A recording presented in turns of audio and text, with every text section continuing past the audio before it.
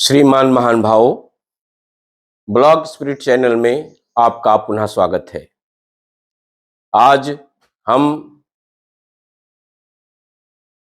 पक्षियों का संबंध मनुष्य के जीवन पर धन के इस मामले में कैसा होता है, इस संबंध में संक्षिप्त प्रकाश डालेंगे।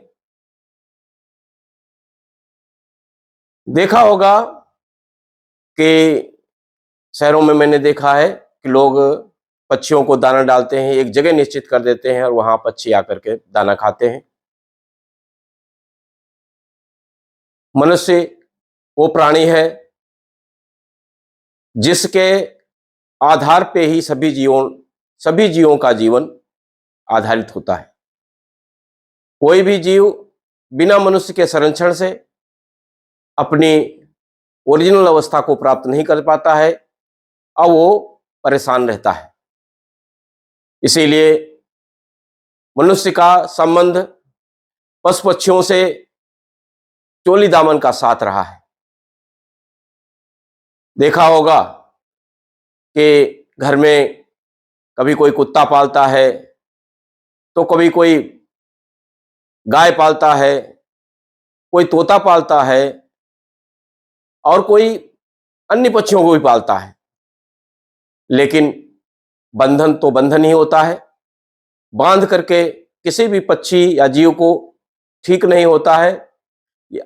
पशुपालन का क्षेत्र भी है जिसमें ये कहा गया है कि पशुओं को थोड़ा खुला छोड़ करके रखें जिससे उनका स्वास्थ्य बिगड़े ना। बांध करके जिस तरह आपको पसंद नहीं है, इसी तरह से जीवों को भी पसंद नहीं होता और उनको बांध करके रखा जाए। इस संबंध में और भी बात कहने को थी, लेकिन क्योंकि हमारा विषय धन के संबंध में है, इसलिए आज हम धन पर ही प्रकाश डालेंगे। नीलकंठ पक्षी आपने जाना होगा, उसका गला नीला होता है और पक्षी रंग बिरंगे रंगों से होता है। दशहरे के अवसर पर लोग बांध करके दिखाने लाते हैं। बांध करके ना देखा जाए, बल्कि वो पक्षी स्वयं आकर आपके घर पर बैठे और आपका दाना पानी खा ले, तो इसका मतलब है भगवान भोलेनाथ आपके साथ पसंद, आपकी पसंद भगवान भोलेनाथ को हो रही है, माता पार्वती को हो रही है, गणेश जी को हो रही है, कार्तिकेय जी को हो रही है। ऐसी स्थिति में अगर नीलकंठ पक्षी आपके घर में आए, विशेषकर दशहरे के अवसर पर, तो ऐसा होगा कि आप भगवान भोलेनाथ के पार्षद हो सकते हैं और आपको सभी प्रकार की उन्नति प्राप्त होगी और धन भी प्राप्त होगा। द्वितीय स्थान पक्षियों में कौवा का आता है। कौवा काला हो और आपके छत पे आकर के आपका दाना पानी खाए, बिन बुलाए आए, तो शनि ग्रह आपका प्रभावी हो जाता है।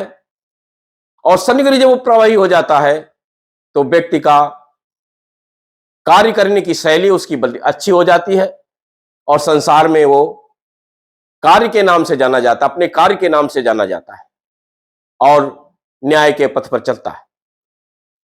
दूसरा स्थिति यह है, आपके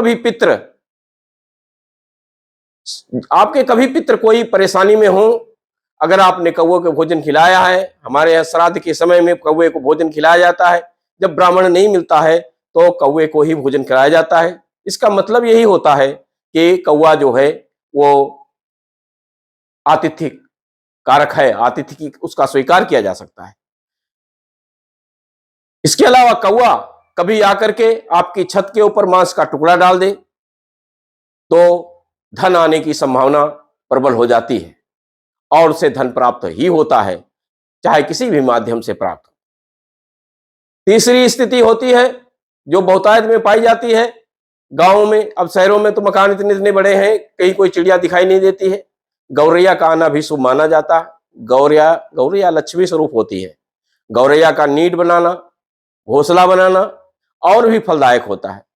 जब कभी गौरैया आए, वो चेंचे की आवाज करे, आप चेंचे की आवाज से सुबह उठें तो समझें कि हम बहुत भाग्यशाली हैं, माता लक्ष्मी का वास हमारे घर में हो गया है, ये पहचाने।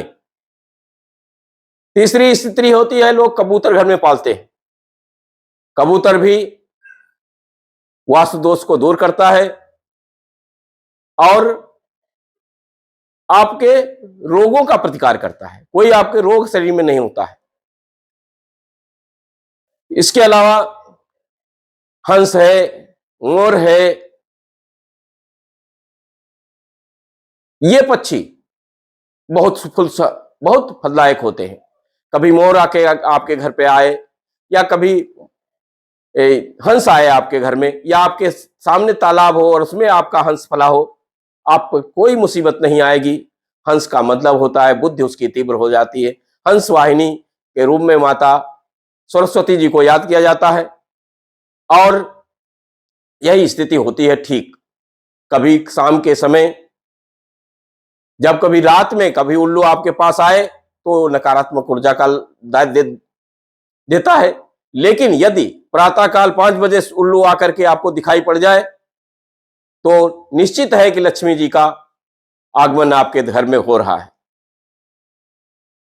इसके अलावा जब कभी ये लगे कि कुछ काम नहीं हो रहा है, कोई काम स्थित हो रहा है, तब भी इन पक्षियों को, दूसरी स्थिति यह है कि जब कभी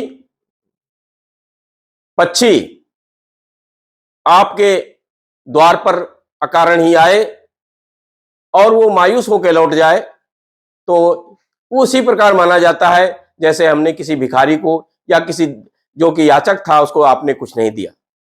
स्थिति ये होती है, आप अपनी छत पर छोटे से जगह ऐसी बनाएं जहां पक्षी आकर के दाना पानी खाएं, थोड़े दाना भी छेड़ दिया करें। इस तरह से जो दान दिया जाता है ये दान महत्वपूर्ण होता है, पक्षियों का पोषण होता है। पक्षी आपका सभी काम अच्छा कर देंगे और जब सभी काम अच्छा होगा तो धन भी पर्याप्त मात्रा में प्राप्त होगा।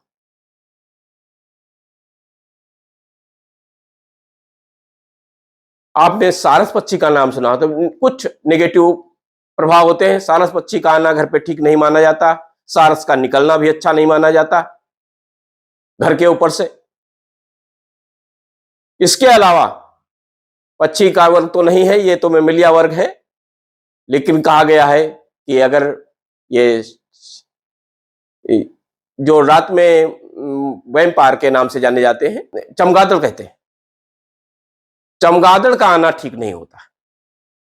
चमगादड़ नकारात्मक ऊर्जा को लेकर के ही चलते हैं, इनका आना ठीक नहीं होता है। जब कभी रोज रोज ये आना शुरू कर दें, समझ लीजिए परिवार में किसी की मृत्यु होगी या अकारण ही दुखों को प्राप्त करेगा। ये छोटी सी संक्षिप्त जानकारी आपको दी जा रही है। इस संबंध में आप इतना सा ध्यान रखें, जो पक्षी 4-5 बताए गए हैं उन पक्षियों का जो आपके घर पे आए उनका आप आदर सत्कार जितना कर सकें उतना करें, आपका भला होगा, आपको धन भी प्राप्त होगा और माता लक्ष्मी प्रसन्न होने पर आपको यथेष्ट मात्रा में धन प्रदान करेंगी। यदि आपको ब्लॉग स्पिरिट चैनल का ये भी एपिसोड पसंद आया हो तो कृपया लाइक, शेयर और सब्सक्राइब करें, महान कृपा होगी।